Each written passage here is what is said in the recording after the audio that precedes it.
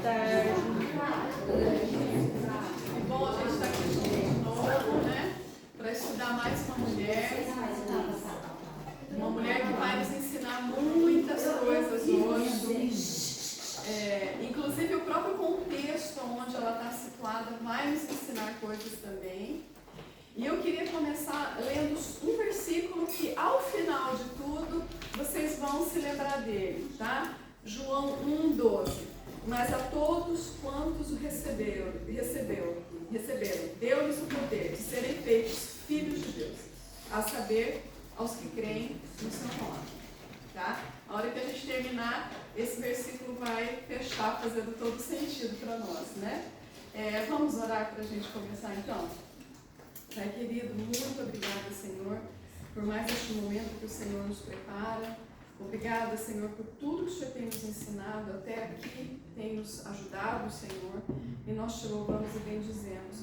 Colocamos esse estudo nas tuas mãos, que o teu Santo Espírito fale no nosso coração e que essa palavra seja uma palavra viva dentro de nós para honrar e glorificar o nome do Senhor Jesus. Fala conosco, Pai. Fala no nosso coração para a tua honra e glória, em nome de Jesus. Amém. Hoje nós vamos estudar a viúva de Sarepta, né? Vamos fazer um estudo rapidamente sobre o contexto que essa viúva se encontra, tá? Debaixo da liderança de Davi e de Salomão, Israel se expandiu e ficou poderoso, ficou uma nação rica, forte. Mas depois da morte de Salomão, as tribos se dividiram. Vocês se lembram disso, né?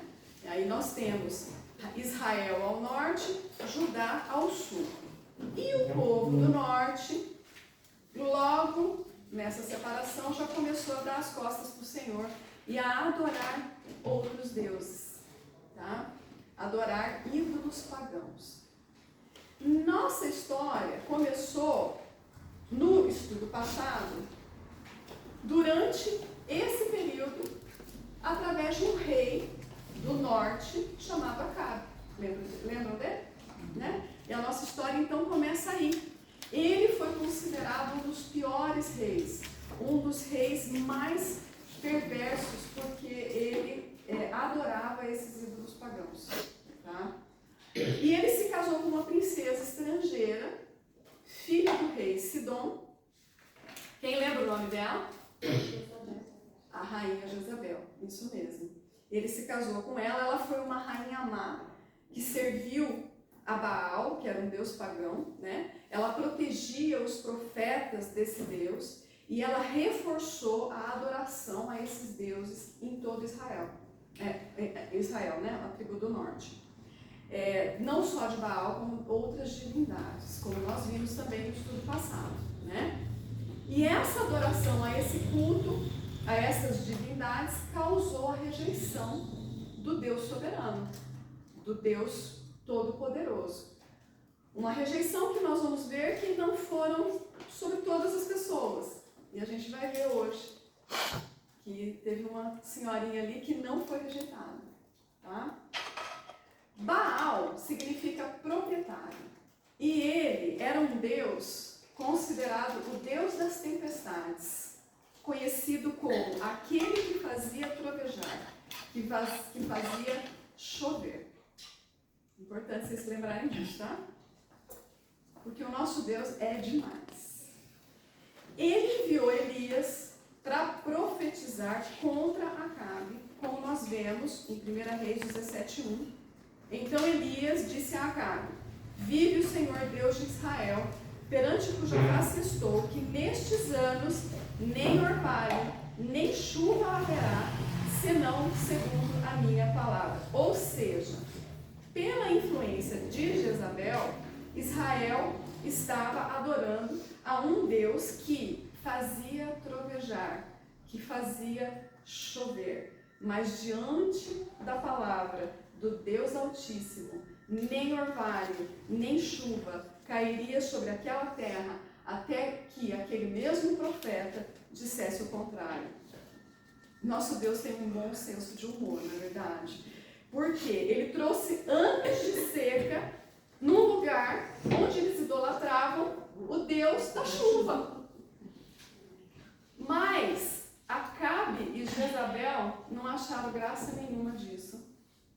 E começaram então a perseguir Elias com a intenção de matá-lo, porque ele representava esse Deus Altíssimo e ele era devoto a esse Deus Altíssimo, né?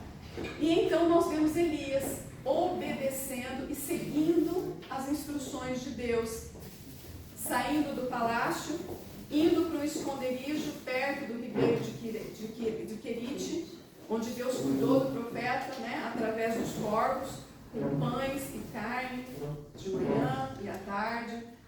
Ele sobreviveu com a água do ribeiro até que secou, pois não caía chuva em parte alguma da terra. 1 Reis 17:7, como ele mesmo havia profetizado, né? Então, a ordem divina a seguir parecia um pouco estranha. Elias estava escondido para evitar a ira de Acabe e de Jezabel. Mas Deus ordenou que ele fosse para Sarepta, que era um vilarejo ligado à cidade natal de Jezabel, cujo governo era do seu pai. Ou seja, Deus estava enviando ele para o meio do furacão, né? Para muito perto do inimigo. Morar perto da cidade de Jezabel parecia muito arriscado, mas essa era a estratégia de Deus para o profeta. Nós não precisamos entender os planos de Deus. O que nós precisamos é confiar e crer que Ele está no absoluto controle das coisas, de tudo que diz respeito a nós, de tudo que diz respeito ao mundo, à história, né? Tudo está nas mãos dele. Havia grandes propósitos do Senhor para Elias e para outras pessoas ali em Sarepta, como nós vamos ver. E aqui nós temos dois ensinos importantes no fato de Elias ter sido enviado para Sarepta. Jesus, o primeiro deles, Jesus disse em Lucas 4, 25 e 26, Jesus falou assim, olha: em verdade vos digo que muitas viúvas existiam em Israel nos dias de Elias, quando o céu se cerrou por 3 anos e 6 meses. De sorte que em toda a terra havia grande fome, e a nenhuma delas foi enviado Elias, senão a Sarepta de Sidom, a uma mulher viúva. Gente, tinha muita viúva para o profeta cuidar em Israel. Bem perto. Ali, né? Tinha muita viúva ali para ser ajudada. Mas por que Deus ordenou que Elias fosse para Sidom, uma terra estrangeira, ao invés de ir para Israel, que era o seu povo? O motivo é porque os filhos de Israel não estavam obedecendo a palavra de Deus. O que eles iam fazer quando Elias chegasse lá? Provavelmente enxotar, matar, não sei, né? Então, eles não estavam dando ouvidos aos profetas. Como é que eles iam dar ouvidos a Elias? Já não estavam ouvindo a Deus na circunstância em que eles estavam vivendo. Eles não iam ouvir esse profeta também, né? Então, se os filhos de Israel não estavam se sujeitando a Deus, com certeza eles não iam se sujeitar a mais um profeta. Mesmo sendo um profeta que tinha sinais e maravilhas da parte de Deus, ele não seria acolhido, né? E Jesus depois continua, né? Que ele fala que o profeta não tem honra na sua casa, né? Na sua terra, né? Como a casa de Israel não honrou o seu profeta, Deus o enviou para uma viúva estrangeira, evidenciando, provando para nós aqui que os estrangeiros, que somos nós, fazemos parte da aliança também, quando nós obedecemos o Senhor, né? E eles estavam sendo mais, nós vamos ver, pelo menos essa mulher estava sendo mais obediente ao Senhor do que o próprio povo de Israel, né? Veio para o que era os seus, certo? A passagem bíblica da viúva de Sarepta evidencia que Deus não faz acepção de pessoas. Antes, ele é favorável a todos que, em qualquer nação, lhe obedecem. Atos 10:35 fala assim: mas que lhe é agradável aquele que, em qualquer nação, o teme e faz o que é justo. E louvado seja Deus, porque nós não somos de Israel, mas se o tememos e fazemos o que é justo, por causa do Senhor Jesus, nós o agradamos.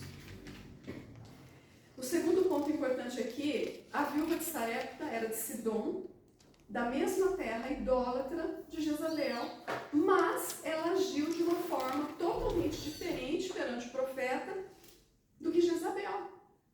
Que contraste que nós temos aqui, né? Nem todas as mulheres de Sidom eram iguais. Enquanto a princesa de Sidom negava as evidências e tentou acabar com a fé do povo de Israel, era uma mulher gananciosa, má, idólatra, nós encontramos aqui uma mulher pobre, humilde, cidadã da mesma terra, mas que se converteu a Deus. Ela foi ricamente abençoada, enquanto a princesa Jezabel morreu e foi comida por cães. Vocês lembram disso? Nós vimos isso. Então nós vemos aqui também um outro ponto. O Senhor, ele sempre vem ao nosso encontro. A palavra fala que não tem ninguém que busque a Deus, mas é Ele que vem até nós. Ele enviou o seu Filho amado para nós, para nos buscar. É Ele que vem. E nós podemos recusar, nós podemos rejeitar a sua palavra, a sua presença, a sua ação na nossa vida, ou nós podemos acolher, né? Ser Jezabel ou a viúva. Com qual das duas nós queremos nos identificar? Qual exemplo nós vamos seguir? Porque a escolha é nossa, a escolha é pessoal. Hebreus 3:7 diz assim: portanto, como diz o Espírito Santo, se ouvirdes hoje a sua voz, não endureçais os vossos corações. O fato dessa mulher viver numa terra que não conhecia o Deus verdadeiro não lhe tirou a oportunidade de conhecê-lo. Não há desculpas para ninguém nesse mundo para dizer que não conhece a Deus. E hoje muitas pessoas estão seguindo o exemplo de Jezabel, negando a Deus e perseguindo o seu povo. Mas louvado seja o Senhor, porque também há aquelas que seguem o exemplo da viúva de Sarepta. Ela não endureceu o seu coração, né? E ao chegar em Sarepta, o texto diz que havia uma grande seca, nós já sabemos, né? Profetizada por Elias, estava devastando aquela cidade, não havia praticamente mais nada ali. E ao chegar perto da cidade, Elias viu essa viúva apanhando gravetos. Na verdade, no original aqui, são 2 gravetos, são 2 madeirinhas, simbolizando a cruz de Cristo, né? Onde na madeira horizontal estaria preso os seus braços e na vertical os seus pés. E então, com essa simbologia, começa o milagre, o desenrolar desse milagre, que vai envolver essa viúva, que é essa mulher que nós vamos estudar agora. Louvado seja o Senhor por mais essa mulher na nossa vida. É tremendo, né? Como o Senhor cria o cenário para introduzir uma personagem que, num comportamento tão natural, ensina com o Senhor nos revelando tantas coisas espirituais, né?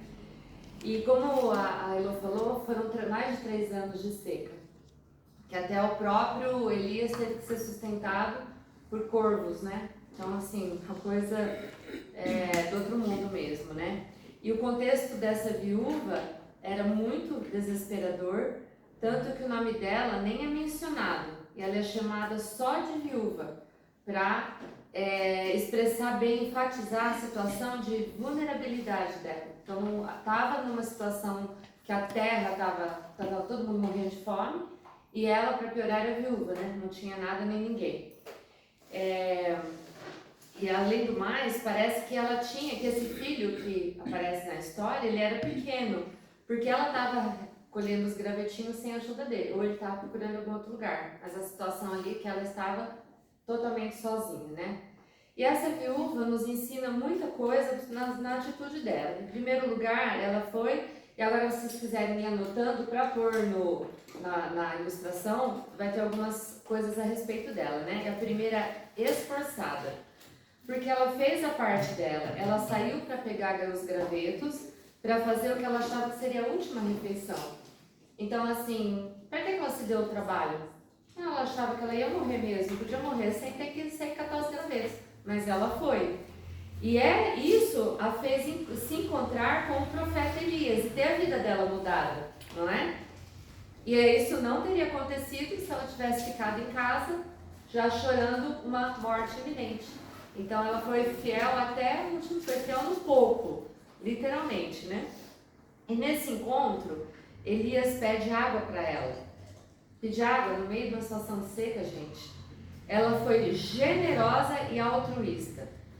Porque ela compartilhou talvez o bem mais precioso que ela tivesse ali. Porque situação seca, você vai dar para alguém, ainda mais para um homem, né? Que ia consumir bastante, você vai dar a água que você tem? Complicado, né? Será que nós abriríamos mão desse recurso tão escasso e precioso numa situação dessa? Eu acho que eu ia esconder minha água. Lembrando que essa mulher não temia o Senhor. Ela não estava sendo obediente. Ela tinha essa generosidade nela mesma. E ela poderia ter mentido para Elias, né? Porque ele não sabia. Ela não sabia que ele era um profeta. Mas ela foi sincera.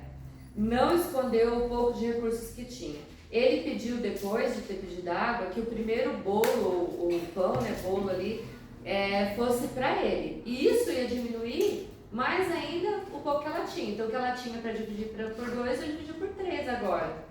Então, só vai piorando pro lado dela, né? Mas ela confiou. Ela teve confiança no homem de Deus, como ela chama, que depois ela percebeu. Ela foi e fez. O texto disse, olha só, numa situação dessa, ela sendo ali totalmente engajada com a situação.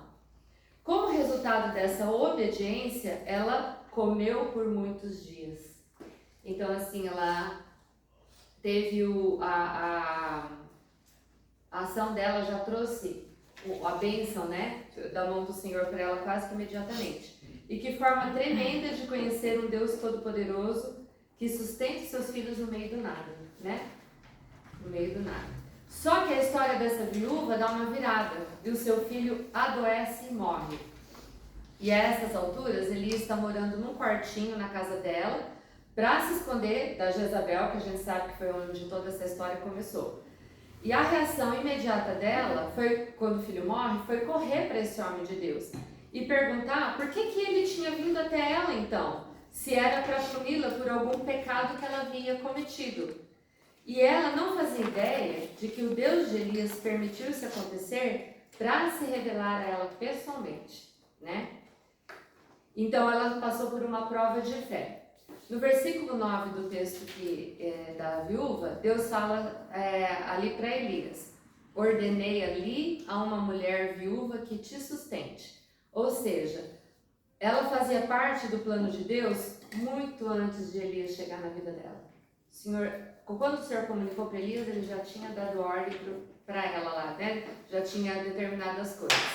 E esse plano consistia na viúva ajudar Elias, esse era um lado, o outro lado, Elias ser usado por Deus na vida dela, de uma maneira sobrenatural, para que ela conhecesse o Deus que lhe servia.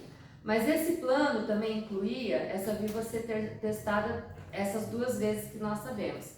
Na primeira prova, que é na prova da água e do pão, Deus usou Elias quanto ao sustento dela, para essa prova. A seca que Deus mandou afetou a todos. Afetou Acabe, foi culpa dele, né? Inclusive Jezabel, do próprio Elias, a viúva e seu filho, todos foram afetados. Então a seca não poupou aqueles que eram do Senhor. Todos foram testados e passaram por ela, tanto os bons quanto os maus. Mas essa prova foi a menos difícil, porque os versículos 15 e 16 dizem que comeu ela e a sua casa muitos dias, da panela a farinha não se acabou e da botija o azeite não faltou. Então comeu ela, ele, o profeta, e a sua casa. O filho deveria ter mais gente por ali. Então, assim, várias pessoas foram abençoadas por causa da atitude daquela viúva, né? Ela foi generosa e verdadeira com Elias, e o Senhor abençoou. Mas a segunda prova foi bem mais complicada, porque tocou o seu filho. E a gente sabe, né, gente, como mãe aqui, faz qualquer coisa, mas não mexe com o filho da gente, né? Em todos os sentidos, né? Você sabe, a mãe vira uma onça, não vira? Vira, né? Que capítulo você tá lendo? Esse daqui é, deixa eu ver, é 1 Reis 17, de 8 a 24. Não, capítulo quis dizer Mateus 8. Então, o livro chama 1 Reis. 1 Reis, 17, 8 a 24. Acha pra ela. Tá tudo ali. E então tocou no filho dela. Quando o menino morreu, ela faz uma ligação direta entre as iniquidades dela, então ela se enxergava muito bem, né? Ela via como causa o pecado na vida dela e a morte dele uma consequência. E até Elias, no versículo 20, reclama a Deus dizendo que ele a tinha afligido a viúva, que o hospedava, matando-lhe o filho. Ele fala, mas Senhor, o Senhor vai matar o filho da mulher que está me hospedando? Fica muito do meu lado, né? Tipo, chato isso, né? Mas havia um motivo para eles pensarem assim. No entendimento cultural e religioso da época, eles criam que uma doença, uma seca, a infertilidade, qualquer adversidade era uma ordenança divina de punição individual e coletiva, tá? No Antigo Testamento, Deus usava esses fatores para atrair o povo de Deus assim, e realmente o Senhor usa as adversidades, a gente sabe. Em 1 Crônicas fala assim, se o meu povo, que me chama pelo meu nome, se humilhar, orar e buscar a minha face, ou seja, se converter, né, dos seus maus caminhos, então eu ouvirei. Então realmente esse é um instrumento do Senhor, né? Só que essa equação não é constante, não é assim que Deus trata ou trabalha na vida dos filhos dele todas as vezes, né? Deus agia assim, às vezes age, mas também ele age de formas não muito lógicas. Igual a Elô falou, foi esconder Elias bem em Sidom, Sarepta, né? Que era ali pertinho de Sidom. Onde que, vamos ver quem que lembra, onde que Jeoseba escondeu Joás, o neto, o bebê da matança lá que a Thalia causou. Vocês lembram no último estudo? Aquela tia dele pega ele e esconde ele onde? No templo. Como ali no meio de tudo, o que era o povo mais odiado por Atalia foi esconder ele ali. Lógico, ali ela não ia procurar, né? Então o Senhor faz esse tipo de coisa. Vai procurar o profeta no meio deles mesmo? Não. Eles estavam achando que o profeta tinha voltado para lá. Então a forma de trabalhar do Senhor, ela não é uma constante, uma equação fixa, né? Tanto também que nós vemos no Antigo Testamento que reis bons tiveram filhos maus e reis maus tiveram filhos bons. Então, como é que é isso, né? Vemos que a mesma lógica cultural e religiosa na mente dos discípulos em João 9, de 1 a 4. Nós tivemos esse desafio já. Jesus cura o cego de nascença e os discípulos perguntam de quem era a culpa pela cegueira, dele ou dos pais. Aí Jesus fala assim, como se fosse um pecado hereditário, ou então assim, uma punição por pecado de alguém ali, maldição hereditária, qualquer coisa. Jesus fala assim, não, de nenhum deles. Isso aconteceu para que as obras daquele que me enviou se cumpram. Então assim, isso daqui tem nada a ver diretamente com o pecado, é para uma outra revelação. E temos um outro exemplo clássico também que é Jó, homem íntegro, justo, temia Deus, evitava o mal, mas ainda assim perdeu tudo e todos, não foi? E no capítulo 6, versículo 24 de Jó, ele pede, faz-me entender onde eu errei? Jó faz essa pergunta também. Então a gente vê esse entendimento no coração deles aparecendo em várias situações ali. Então, o Jó queria saber o motivo pelo qual Deus permitiu que o inimigo tocasse e tirasse tudo que ele tinha. família, bens e saúde.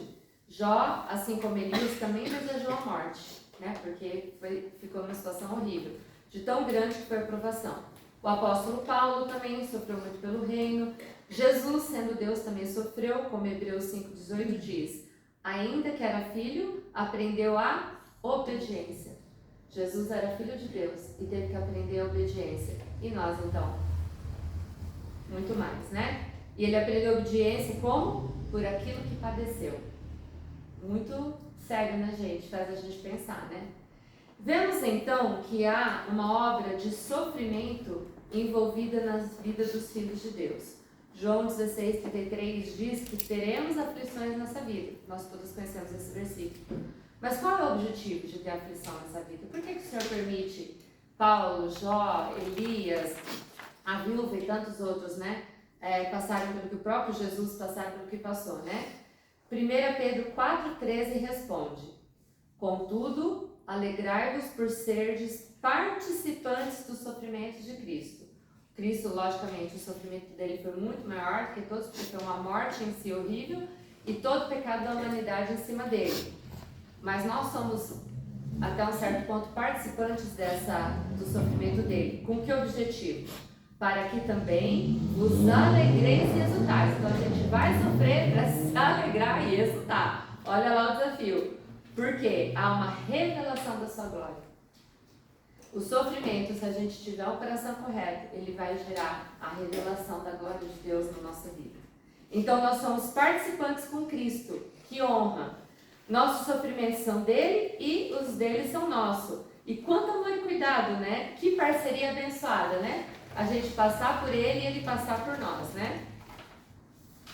E nós sairemos de uma luta, de uma adversidade com a revelação da sua glória. E, gente, não há nada mais valioso que isso. A gente tem que ver o privilégio, tem que pedir para o Senhor nos ajudar a ver o privilégio disso tudo. Vemos exatamente isso na vida do cego, de Jó, da viúva e assim dos demais personagens bíblicos. E a obra foi feita. No cego de nascença, ele passou a crer no Senhor. Tem a referência ali. Ele disse: creio em ti, Senhor, e o adorou. Então gerou um ganho na vida dele, a salvação. Jó conheceu pessoalmente o Senhor. O que ele diz no 42:5? Eu te conhecia de ouvir falar, mas agora te contigo andar, né? Aquela música linda. Meus ouvidos já tinham ouvido a teu respeito, mas agora os meus olhos te viram. Gente, Jó era religioso. Ele era íntegro, justo, ele era totalmente correto, mas por força da religiosidade, não por força de uma comunhão com o Senhor. Então, quando ele fala assim, me mostra onde eu errei, é autojustiça. Ele não está perguntando para se arrepender, ele fala assim, mostra se tem realmente algum motivo que você está fazendo isso comigo, olha quem eu era. Isso é muito sério. Será que nós somos religiosas também? Ou a nossa obediência ela é fruto de uma comunhão com o Senhor? Nós precisamos pedir para o Senhor esquadrinhar o nosso coração nisso. E a viúva, no versículo 12, ela diz assim para Elias, o Senhor teu Deus. O Senhor teu Deus. Já no versículo 24, ela diz assim, a palavra do Senhor na tua boca, a palavra do Senhor na tua boca é verdade. Ela se apropria daquilo. Então a viúva de Sarepta foi ganha para o Senhor por causa ou através da adversidade. E ela é citada e elogiada por Jesus, em Lucas 4, foi o que você leu, né? Por ter acolhido Elias, como ele leu, eu li o tanto que eu coloquei aqui, verdade. Também sua fé é mencionada em Hebreus 11:35, que fala assim, pela fé, mulheres receberam de volta os seus mortos, que ressuscitaram. E essas mulheres aqui, no original, justamente, são duas, a viúva de Sarepta e a Sunamita, que vai ser a próxima que nós vamos estudar, porque também está no meio desse imbróglio todo aí de Jezabel, Atalia, Acabe, Elias, Eliseu, e parece uma, e anda mais um pouco a história, aparece a outra. Então, nós vamos estudar. E fala assim, que pela fé delas. Então, essa verdade que ela viu do Deus de Elias foi o começo da fé dela. E ela é citada em Hebreus.